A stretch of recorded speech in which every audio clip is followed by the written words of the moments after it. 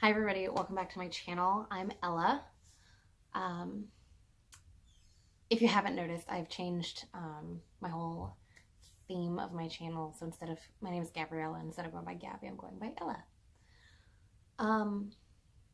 So today's video is going to kind of explain why there's been a huge gap in between videos, because I don't think I've posted in about, I don't know, maybe a month. More than a month. It's probably been 2 months. I was checked into a psychiatric facility and I stayed inpatient for about 2 weeks, and it's my second inpatient stay. So what I did was I asked family and friends and followers what kind of questions you might have for someone who has been to one of these facilities. And I wanted to make a Q&A video to kind of talk about a few things, just because I think talking about it is the most important step we can take to ending the stigma. So these are a few of the questions that I got. The first question is, Limbs Legumbe, or Legumbe, I'm not sure how to pronounce the name, I apologize, asked me how long the stay was, and Mallory added on, like, how do dormings and quarters and sleeping arrangements work. So the first facility I was at, the stay was about 5.5 to 6 weeks, and this time I stayed for 2 weeks, I think exactly to the day. The sleeping arrangements kind of differ per facility. I think most of them prefer to keep residents one to a room, but if space doesn't allow that, then they will go two to rooms. So my first facility was one side, there was a military floor, and then there were wings, and there was a men's wing and a female's wing, and so we all got popped one to a room, and then if more girls came, then they'd put two to a room. I went to recently a smaller facility, and they are not separated by gender. They are co-ed, which is a little harder, I'm not gonna lie, when it comes to mental issues like sexual trauma. But it wasn't that bad, and it ended up, there was no incidents or anything, so I wasn't too worried. This time I was immediately settled with a roommate. But both facilities, you are not allowed in your room unless you were given express permission during the day. So if you're sick, like I was sick, I got strep in my last inpatient stay, and I was allowed to stay on quarters in my bed. That's fine. But most of the time, if you are there, you are not allowed to just stay in bed. Your room is actually locked. So Max Abdullah asks what kind of hospital, and like it was a good red lounge feel or a very good golden lounge feel. I wouldn't use any of those to describe this hospital. So the first one I went to was actually pretty nice. Like, I'm not gonna lie, there was like, the rooms were very spacious. The mattresses sucked in both of them. This one was more like a prison. There were very few windows, and like, just the quality of everything was very bad. Like the lotion, the hair products, the hair products started to make my hair sticky, and my skin started flaking really bad because of the lotion that they gave us. And I get that you gotta cut costs, but come on, those travel size things are like 93 cents per bottle, and y'all are buying like wholesale. And there was like it's like a prison shower basically. There's just this like one button, and you press the button and the water turns on for like 30 seconds to a minute, and then you have to keep pressing the button, and you can't decide if it's cold or warm, so you have to just take a shower on whatever you get that day. It really sucks. I went to Cumberland Hall this last visit, and I'm not gonna lie, I was not impressed as a patient. And I've been to both their outpatient program in 2017, and now I've been to their inpatient program, and I'm not gonna lie, it's pretty bad. We weren't even allowed to have soap in our rooms. Sydney asks what was like the array of people like. There are people of like all different races and ethnicities, so I mean, it's about all I can remember as for demographics. Lexi Rose wants to know, how do you feel about getting out? So I thought this was a really interesting question because nobody ever thinks about that. You just kind of assume that you're going to feel great about being out. You're going to be like ready to take on the world, or people who haven't been in kind of assume that you're going to be fixed, and that's not how treatment works. It kind of feels, well, I mean, it's scary. No matter how short or long your inpatient stay is, you're about to go, you've been like separated and you're about to go back into society, and it's scary and kind of overwhelming at first. And you don't feel safe. Like when you're inpatient, you're with people who have problems and you know they've got problems. So it's nice to know that you're around other people with problems like you have. But, you get outside, you have to deal with your bills, your phone calls, running errands, and all this other stuff. And it takes a while to adjust. I know my boyfriend and I have noticed that, I'll be inside and I'll be like, oh yeah, I can't wait to be out. We're going to talk so much because we'll be able to talk to each other at any time because you can just text me if you want. And you get out, or I got out, and I just kind of went numb for a couple weeks after. And it took me a while to like really get back into it, Mallory has a few questions. And so the first one is, was it worth it for the sake of bettering yourself? The first time, yes. Both times I was voluntarily put in, but the first time was absolutely worth it. It was a lot of treatment, good treatment with really good staff and a great facility in Salt Lake Behavioral Health. This time, it absolutely wasn't worth it. I was there for stabilization purposes because of suicidal ideation, and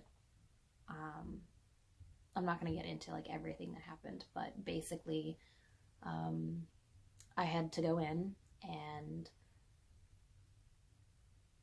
I was supposed to just be there until I was stable, and then I was allowed to get out. Well, they lied to me, and I actually was there until the doctors thought it was be okay to be released, and I had to convince them that I was okay to be released.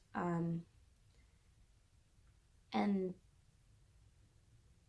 for me, I have a couple different diagnoses. I have major depressive disorder, I have CPTSD, and I have a panic disorder. And for me, I'm there because I have a lot of issues dealing with a sexual assault. And these groups were very much about coping mechanisms. And whereas the first treatment facility I was in taught you how to change your thinking, your negative thinking patterns into positive thinking patterns, this facility basically just told you, oh, you have negative thoughts about yourself, just do a 180 and think positively. And that really doesn't help anyone, right? Like, you can't just say, oh, well, I think I'm ugly, and then counter and be like, no, I'm beautiful. That's not how that works, because you don't believe that you're beautiful. So it was a lot of really cliche type of, like, it was a lot of groups about positivity and staying positive, and they never really taught you how. So I personally didn't get anything out of it. As for a day in the life of somebody inpatient,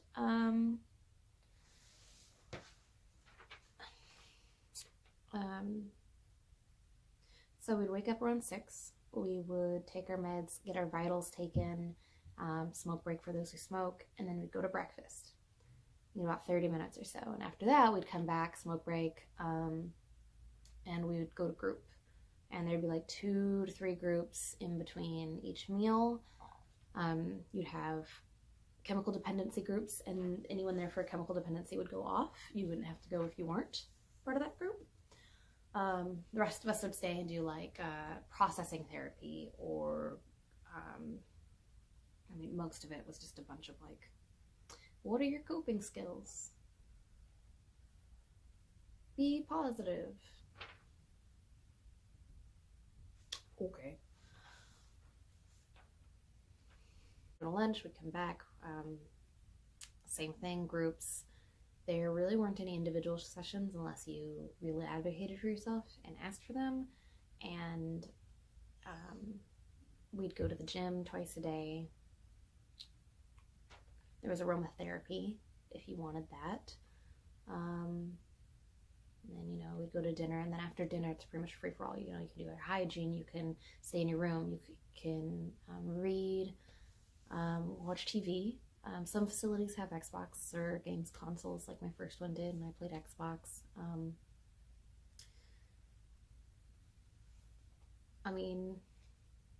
It really depends on the facility, because this one was a lot different than my last one. My last one, you had, it was a trauma. Salt Lake Behavioral Health was specifically for military members with PTSD, and it was like all trauma work all the time, and it was a lot faster paced. It was a lot more exhausting and strenuous, but you also got a lot of individual therapy. You got a lot of like good processing therapy, and they taught you a lot of skills. They didn't just like tell you what to do and be like, okay, bye. They actually like went through with you step by step and taught you how to do it, which was really nice. So Mallory has another question, and it is, was there anything valuable that you could take back into your everyday life? So I think I already answered this kind of, or touched on it in another question where I said that I didn't get anything valuable out of this particular inpatient stay. But I will say that my first one, I learned so much, and I didn't even realize how much until months and months after I got out. I have learned a lot about myself, about how I think, and how the way I think affects how I behave. And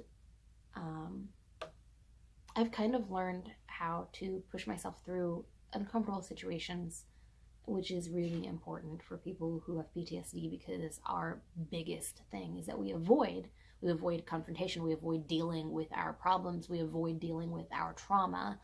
And so being able to put yourself in uncomfortable situations is a big part of that. So I will say that is a huge thing. Also, oh my God, I cannot, for the life of me, think positively. It is the worst thing for me. I can't do it. I don't know why. I have negative, intrusive thoughts constantly. So my first facility, they taught us to like, they have these workbooks, and I go through these workbooks still. It's called CPT, Cognitive Processing Therapy. And it was amazing. Like it step by step broke it down. Like you've got your negative thought and your negative belief that you just 100% believe. And like, I'm ugly. And instead of like, oh, I'm beautiful, then what you do is you like put the reasons, like identify, okay, this is what you think. What events cause you to think that? And you're like, okay, well, my parents used to make fun of the way I look. I was bullied in school.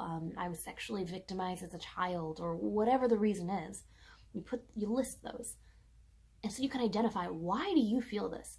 And then you identify the feelings that thought gives you. Like it makes you feel ashamed. It makes you feel unwanted, unworthy. It makes you feel embarrassed. It makes you feel sad. And so then that's one worksheet. And you just identify all those things. And then at the bottom, you ask yourself, what is an alternative thought that I could say when I'm feeling this way? Like I said earlier, you can't just be like, oh, well, I'm beautiful, because you don't believe it, so it doesn't do anything, right? So you just kind of open the window a crack. All you have to do is get some gray in that black and white thinking that you've got. And so if you can just find something that you believe, like I believe mine was, some days when I really try, I kind of feel pretty. Now, no, that's not like, hey, I'm gorgeous. But it opens that window just a crack for you to start seeing some gray.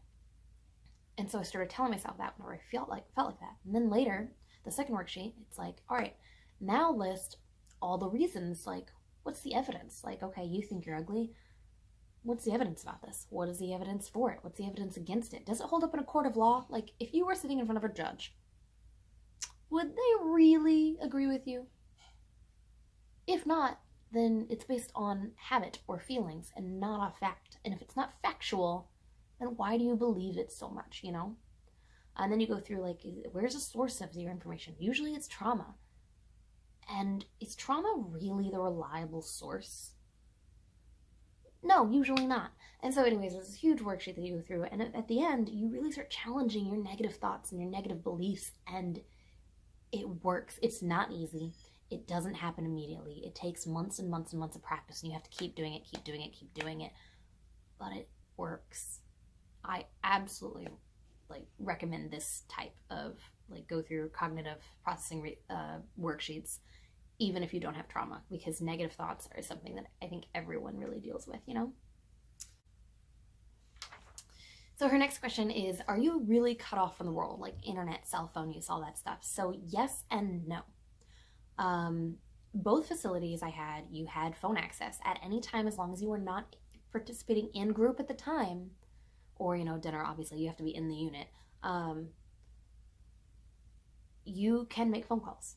So unless your privilege has been taken away because you haven't been behaving correctly. So most of the time, you have the ability to make phone calls at any time. No, you cannot have your phone. Your phone is taken away. You have to write down the numbers you need or memorize them and bring them in on a piece of paper with you. But you can call those people at any time you're not in group. They can call you anytime you're not in group, and obviously there's a bedtime. They can't call after 8 or 10 depending on the facility or whatever. But as long as they have an access code, which is your number, they can call the hospital, a nurse will pick up and they'll ask for an access code. And if you have that access code, those people can contact you too. So it's whoever you want. So for me, I went in for, because I was being harassed and I needed to get away from contact. And so it was great because if you didn't have, even if you knew I was in there, you couldn't contact me because, oh, you don't have your access number? Okay, sorry, I can't tell you she's here. So yes, you're cut off. You don't have your phone. You can't get on social media. You can't get on, you can't check all of the stuff you're used to checking. So it is a very relaxing, very separated experience where you are cut off, but you still are allowed to keep your support system from the outside, which is a really positive thing. As for internet access, you can't use the computers unless you were doing, I know the first facility I was at, we could look up songs during music therapy. We could, so YouTube, but there were a lot of parental controls and you couldn't access anything except for YouTube. We're adults, we have bills to pay, we have to make sure, so you can check your bank account, you can check your email if you need, and you can deal with all that stuff, but it does have to be approved. So, okay, so this is our next question. It's a little long, so I'm going to read it. If you are someone who simply lived with and ignored mental health issues despite being aware of them for years and feel as if you're doing pretty well, is it still worth going to one of these institutions? B, could it make things worse? And C, depending on the issue, is treatment a simple fact of taking classes and therapy? So, I'm going to start with the first part. If you are someone who simply lived with and ignored mental health issues despite being aware of them for years and feel as if you're doing pretty well, is it still worth going to one of these institutions? I will say that one of these institutions is definitely last resort. If you are so overwhelmed, you think you are going to either hurt someone or hurt yourself, that is when you get into one of these facilities. Also, if you need extreme intensive therapy and treatment, I would go to one of these facilities. If you have the chance, I would research these facilities and go to the best one, not the nearest one. However, before you get to that point, I would not recommend this for someone who has simply ignored their mental health issues. I would recommend going to therapy, getting on medication if you need it, trying other coping skills, learning different coping methods so that you can try to live your life without stopping your life to go to one of these facilities. This is very much a last resort. You don't want to put your life on hold because this is for people who just can't handle their life anymore, and it's better for them to disappear from their life and put everything on hold than to get their treatment elsewhere, So if you have mental health issues, you shouldn't ignore them. Ever. You should get help. There are so many ways to get help, honestly, and I know that payment is obviously a really big issue, but you can't just decide that you're fine if you're not fine, because the biggest part is just admitting that you need help. And if you need help, I recommend you seek it. So the second part of this question is, could it make things worse? Yes, it could. Depending on the facility. That's why I say research the facility, because the second psychiatric hospital I went to did make a lot of things worse.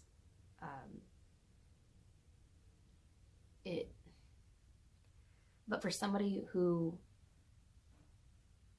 isn't even getting treatment and they're just they went an inpatient and then they get out, like, you're not really going to get everything that you needed out of these facilities, because like I said, these kind of hospitals and these types of institutions are there for stabilization. They're not there to fix your problems. You cannot go in and then come out squeaky clean. You need to have follow-up therapy. You need to have one-on-one therapy. You need to have medication depending on your issues. So, and even if you have done all these things and you go inpatient, like for me, like, it still can make things worse. It depends on the staff. It depends on what issues you have going on right now, where you are in your life, because putting your life on hold sometimes isn't the best option for you, but you have to, because you have no other options. And so, like, it can make things worse. It absolutely can. This is something that if you are interested in doing, I recommend to research and find a place that's best for you at a term length that's best for you, so you're not out of your life for 6 months, you know? So our next question is, depending on the issue, is treatment a simple fact of therapy and taking classes? I wouldn't call it a simple fact. I would say that yes, therapy is involved. That is where like 90% of the work is going to be, like taking like therapy. And honestly, group therapy is great. You can learn a lot from it, from everyone else's experiences, because everyone gives their ideas, their experiences, and how they handled the same situation. It's great. And I'm one of those people that, you should have seen me 2 years ago. I was like, I hate groups. I'm never going to do group therapy. It's the worst. I don't trust these people. Honestly, it's been the most helpful thing for me. However, you still need individual therapy so that you can really touch on your problems, and you can, you build a rapport with your therapist so you trust them more than you're going to trust people in group. April asked a very similar question. She asked if I would recommend it to somebody who's going through what I've gone through. I know it's a very similar question, but I think it's different enough that it deserves to be touched on its own. I do. I'm not going to get into all the issues I have. I've told you my diagnoses, and then that's all I'm going to get into. But I have been through sexual trauma, and I have been battling depression and suicidal ideations and attempts and panic disorders. If you're going through what I've gone through, I would definitely urge that you seek treatment. I would not say, like I said earlier, do not go to one of these first thing. You need to seek therapy. You need to try medication. You need to work really hard on your own to get past things, and recognize your negative self-destructive behavior. And you need to rely on a support system, because you can't get through what I got through on your own. You're just going to destroy yourself. But if none of that's working and you're doing your best and you don't know what else to do, I recommend going inpatient. For a lot of people who have gone through large amounts of trauma, complex trauma, multiple traumas, combat trauma, sexual trauma, any type, and a lot of things that you would think are traumatic, because you're like, oh, my parents beat the shit out of me as a kid. Yeah, you may have accepted it, but it still could cause, it still could have an impact on your life now, a traumatic impact. So if you're doing everything you can and it's not working, going inpatient isn't always a bad thing. My first inpatient stay was 5.5 weeks. It was exhaustive, extensive, and intensive trauma work. And it's the reason I'm alive. So I absolutely recommend it. That's what these facilities are there for. Mallory had another question. She wants to know, if they were to prescribe a medication, perhaps in lieu of therapy, do you have a choice in taking it or not? So you do meet with psychiatrists every day to make sure, what side effects you're having. If you like your medication, do you see it working? Do you see it making things worse? How do you feel about it? You are always given a choice. They can make suggestions. They cannot make you take anything. And I say this, as somebody who's not in, who's in psychiatric wards, but, we were stable, if that makes sense. So we weren't stable enough to be out in the outside world. Cuckoo. But we were, you could refuse anything. You could refuse to go to group. You can refuse to get out of bed. You can refuse to get your vitals taken. You can refuse to eat. You can refuse to take your medications. They'll put you as non-compliant. You'll probably stay in there later. You'll probably be in that facility a little longer than you expected. But you do not have to do anything you do not want to do. You do not have to do anything you are super uncomfortable doing. They cannot force you to do that, at least at the facilities I was in. She wants to know, is it expensive and how do payments work? Is it day-by-day basis or is it by therapy session? I think it's day-by-day. I am purely super lucky. I'm in the military and TRICARE paid for everything. And I still saw the bill, but it's about $3,000 a night on average.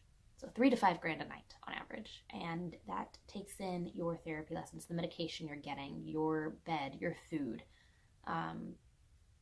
everything. And so it is expensive. I wouldn't have been able to do it were the military not paying for it. I don't know if they've got installment plans or how you pay for it. And I really don't know how it would work on the civilian side. So I really can't answer. I can't answer that, and I apologize. Lori also has an anecdote from a friend saying that, she's got a lot of friends saying that, it's horror stories about going inpatient whenever they volunteer to go inpatient because they have an eating disorder, and it was so awful. A treatment facility for an eating disorder specifically is going to be a lot different than for suicidal ideation and homicidal ideation and depression and PTSD. They can force you to do stuff you don't want to do. They can force you to take medication and force you to eat. I've never been to one of those. I have a friend who has, and she says the same thing, that it is awful. I don't think they can be, I don't think they're similar enough for me to say anything about it. So yes, people are going to have horror stories about every mental facility. They're just bad experiences, and some people don't want to be there and they make it a bad experience. It really depends on the facility, it depends on the staff, and it depends on the group there, and it depends on the person and their issues.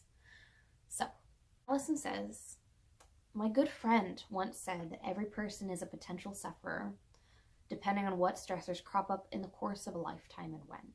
If true, why should one feel ashamed or bad if they find themselves in need of assistance? I think it's true. Everyone,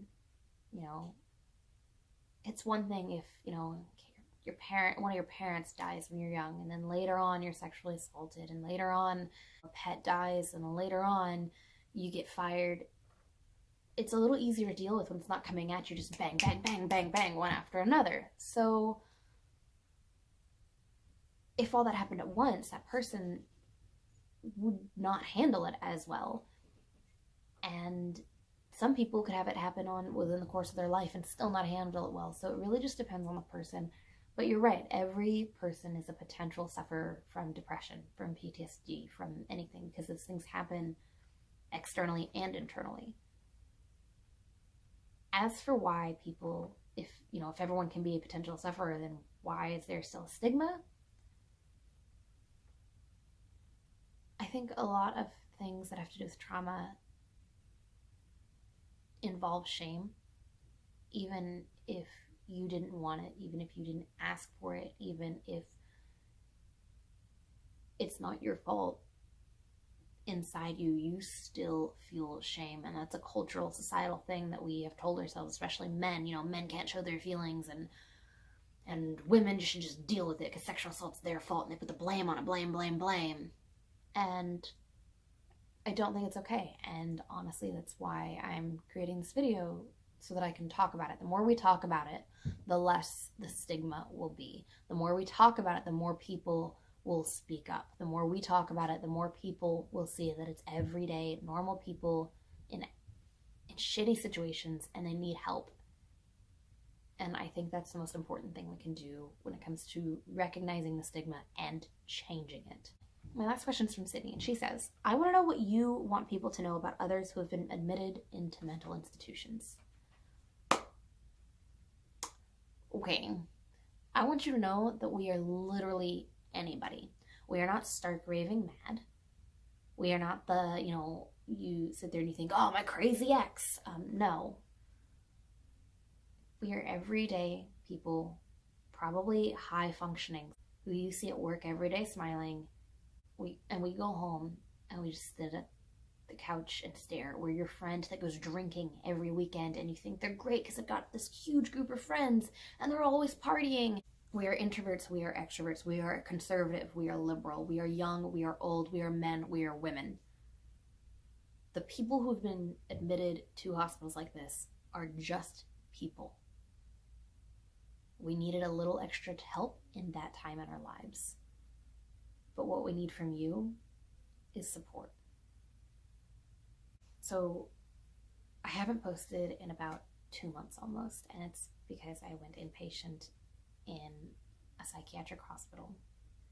And I've been telling myself over and over, like, oh, I gotta film this video, I'm gonna film this video because I want to talk about this and I want to change the stigma. I want this video to get out there so that people, if they've got questions, they can ask. And I finally got the courage today because I'm feeling myself, honestly. Like, that's the only reason I'm videoing, because my makeup looks awesome and my hair looks cute. Okay, so that's all I have for you guys, and I just want to say thank you for watching this video. Thank you for taking time out of your day to listen to somebody who's been in a mental institution, who's been admitted, taking the time out of your day to try to understand us. And if you have been in the situation that I've been in and you've watched this video, I hope you found something relatable. I hope that I've said something that can help you. And if you guys ever need to talk, if you have something you want me to address in one of my videos, email me and I will get to that as soon as I can. But that's all I have for you guys today. And I really would love if you could subscribe to more videos.